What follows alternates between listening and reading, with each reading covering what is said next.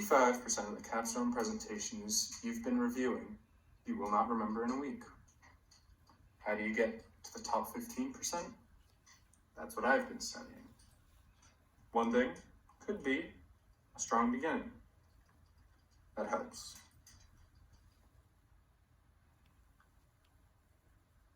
There's a lot of advice in the world about what makes a good presentation.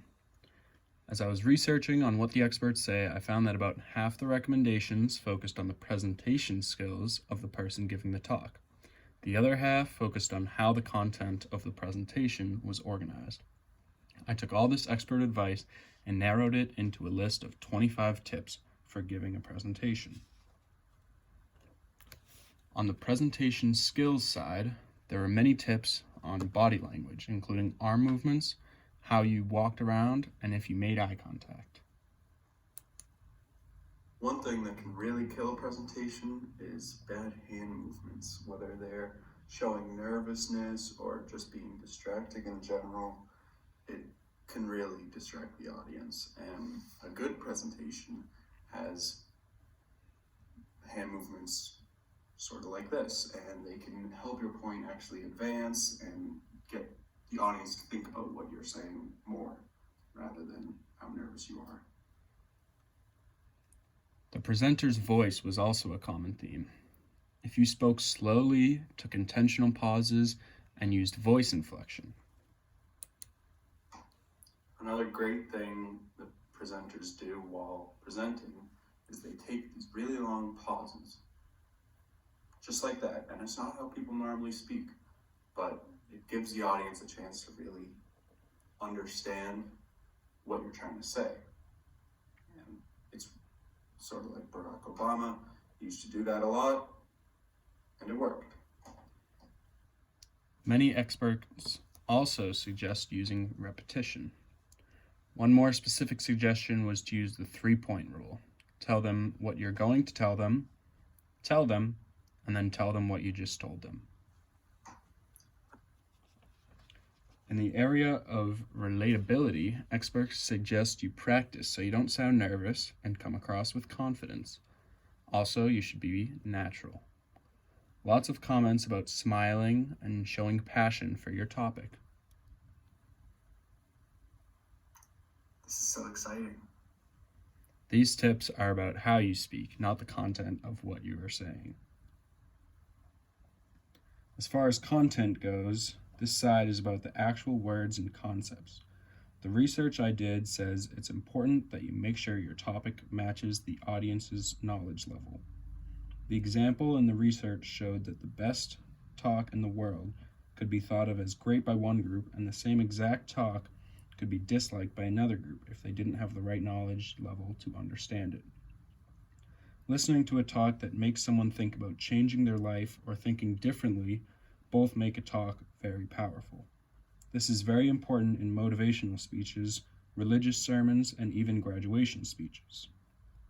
There is a lot of recommendations about how the talk is organized as well. A start strong grabs the audience's attention. Telling a story with steps that build on each other are also very important. Another important part of a great presentation is if your story has steps. Not stairs, but steps where you start here and you're learning about the topic. And if you don't know this, you can't really progress. So if you don't have the bottom parts, you won't understand what's going on at the end. You can repeat the theme several times as well. When going from one point to another, plan a smooth transition and always end strong. Another important thing is not squeezing too much in. Some more content tips are using examples and stories. Almost all the research I did recommended giving good solid examples of points or telling a story. It makes it easier for your audience to picture what you are talking about and makes it easier to remember. Examples in your presentation is another huge thing you can do content-wise that will make people remember it. For example, one TED Talk I really liked was about the art of misdirection. And he had somebody on stage and he was doing this cool thing with them, and he later revealed that while everybody was paying attention to this person, he slowly and secretively took off his tie. And that's the main part I remembered about that presentation, was his example with the tie. Finally, adding humor and good strong visuals help make a presentation better. So, of all these recommendations, I wanted to learn which ones are the most important to focus on. What do the experts in public speaking do? So I evaluated the top, most influential TED Talks of all time to see which of these things they do and also which they don't do, and which ones really seem to matter.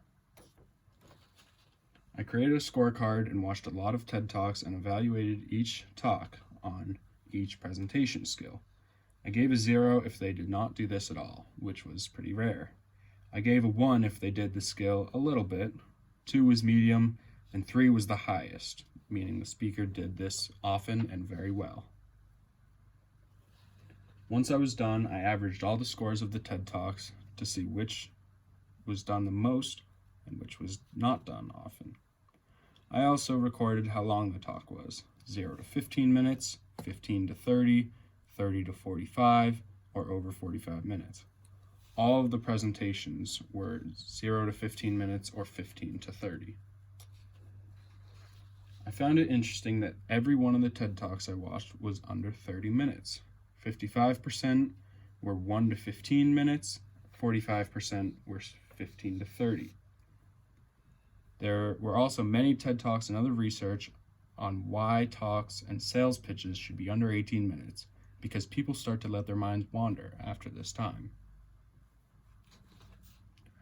Of the highly successful TED Talks, the least 5 important elements were that a story had steps, the use of humor, good visuals to back up your story, and also the 3-point rule was not widely used.